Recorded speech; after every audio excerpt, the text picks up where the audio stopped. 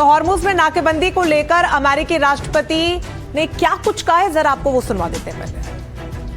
Blockade is genius, okay? The blockade has been 100% foolproof. It shows how good our Navy is, I can tell you that. Nobody's going to play games. It depends. We have talks, we're having talks with them now, and we're not flying anymore with 18-hour flights every time we want to see a piece of paper. I always like face-to-face. I consider it better. But when you have to fly 18 hours every time you want to have a meeting, and you know what the meeting's all about, and you know they're going to give you a piece of paper that you don't like before you even leave. It's ridiculous. They've come a long way.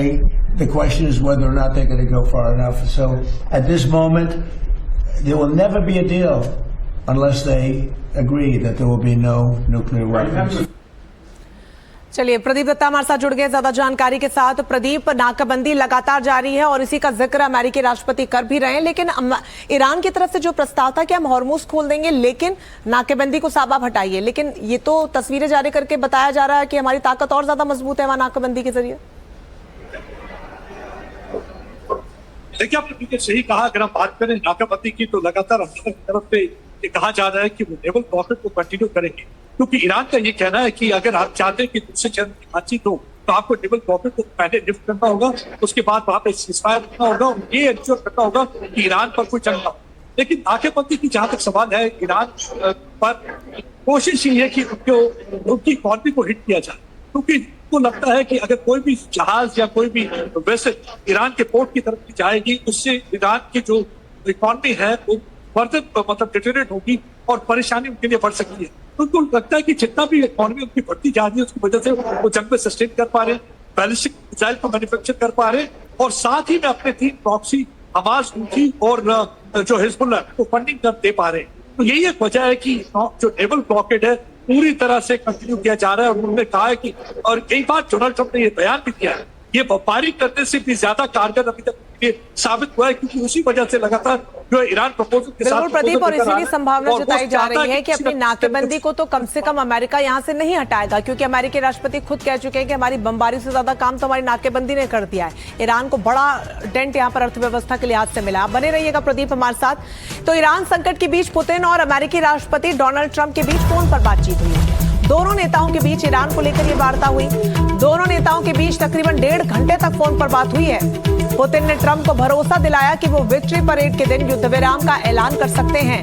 तो देखिए, एक बहुत बड़ी जानकारी है जहां पर Putin ने फोन कॉल पर एक बड़ा आश्वासन दिया और कहा कि जब विक्ट्री परेड का दिन होगा उस दिन हम युद्ध विराम का ऐलान कर सकते हैं। यानी यूक्रेन के साथ जो युद्ध चला आ रहा है उसको लेकर भी बात उन्होंने साझा की, और ईरान के साथ युद्ध विराम को लेकर भी उन्होंने अमेरिकी राष्ट्रपति से बात की। तो वहीं ट्रंप ने भी पुतिन से हुई बात को लेकर बड़ा खुलासा किया है। ट्रंप ने पुतिन से बातचीत का जिक्र किया और कहा कि यूक्रेन युद्ध पर हमारी लंबी चर्चा हुई है, पश्चिम एशिया युद्ध पर भी हमारी बात हुई है, वार्ता में मदद करने का प्रस्ताव भी दिया गया है। ट्रंप बोले, पहले यूक्रेन युद्ध खत्म करेंगे रूस। Talk about more about the war in Ukraine, but he would like to be of help. I said, before you help me, I want to end your war. So we had a good talk. I've known him a long time. I think he was ready to make a deal a while ago. I think some people made it difficult for him to make a deal, but we talked more about Ukraine. इन सबके बीच Iran युद्ध पर Democrats ने सवाल उठाए हैं। हेग्सेट से सांसदों ने तीखे सवाल किए। यहाँ पर करीब 6 घंटे तक सुनवाई चली। डेमोक्रेट्स ने युद्ध पर सवाल उठाते हुए बिना मंजूरी युद्ध को मनमाना बताया। तो कांग्रेस की सुनवाई में तीखी बहस लगातार 6 घंटे तक चलती रही। ट्रंप के 2027 सैन्य बजट पर भी इस बीच चर्चा हुई। चर्चा के दौरान युद्ध में अमेरिकी सैनिकों की मौत पर भी सवाल उठे। कुवैत में 6 अमेरिकी सैनिक मारे गए। बहस के बीच डेमोक्रेट्स ने हेग्सेट से इस्तीफा भी मांग लिया। जरा सुनिए कैसे सुनवाई के दौरान सवालों से घिरे नजर आए रक्षा सचिव पीट हेग्सेट।